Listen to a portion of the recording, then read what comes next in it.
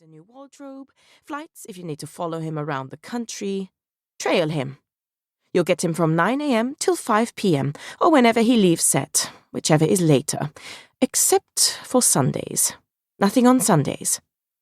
I am swiftly reminded that you don't cut off Clarissa's song. She continues like she didn't notice a thing. It's a weird setup, I'll admit, but it's all in the contract. What I want you to focus on is him. I'm sure I don't need to explicitly clarify what a big deal this is. Learn his favorite breakfast. If he has a running playlist. If he does, who's his most played artist? He has a private plane, but when he flies commercial, does he like the aisle or window seat? Is he a cat person, dog person, hamster person? Anything. Everything. 2 months may seem like a lot, but you won't get any chances for follow-up questions. Learn. She leans forward to emphasize everything. By the time this profile comes out, I want you to know Tyler Tun better than his own parents. I want you to know if America's favorite golden boy flosses every night, and if he does, I want you to know his favorite brand of floss. I nod, and because at this point Clarissa's finished half her salad, while I think I've had a cherry tomato, I take a small bite off of my plate. I'm equal parts intrigued and terrified. I wonder if asking this next question will essentially be me shooting myself in the foot, but in the end, my curiosity wins out. And why me? Clarissa sits back, a small smirk curling one side of her lips. It's not a mean smirk, but more an I thought you might ask that smirk. Because, she says, one perfectly microbladed eyebrow rising, her answer prepped and ready to go. We needed the best of the best of the best. Not just the best, or the best of the best of the best of the best. But I've never done a celebrity profile before.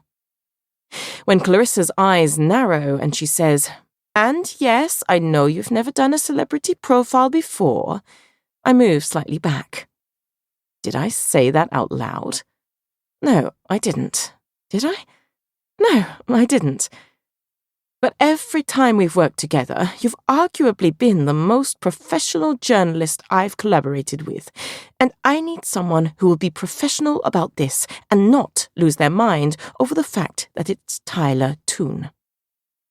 She says, and fear and flattery collide head-on inside my stomach, because I'm not necessarily losing my mind over the fact that I'm being handed a Tyler Tun profile, but I'm only human, which means that I'm also not.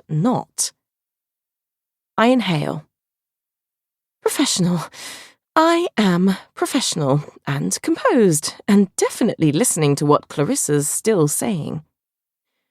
Additionally, here's the thing about journalism, Khin.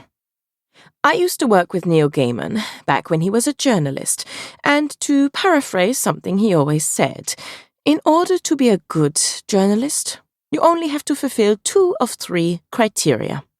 Your writing is good, you file on time, you're fun to work with.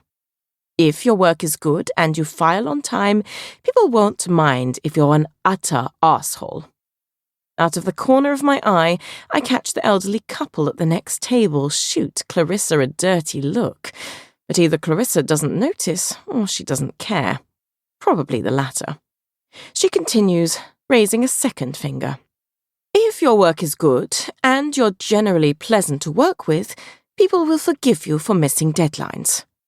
If you're pleasant to work with and you always meet your deadlines, people won't care if you're not the best writer in the game. I see. And which category do I fall into? That's the thing.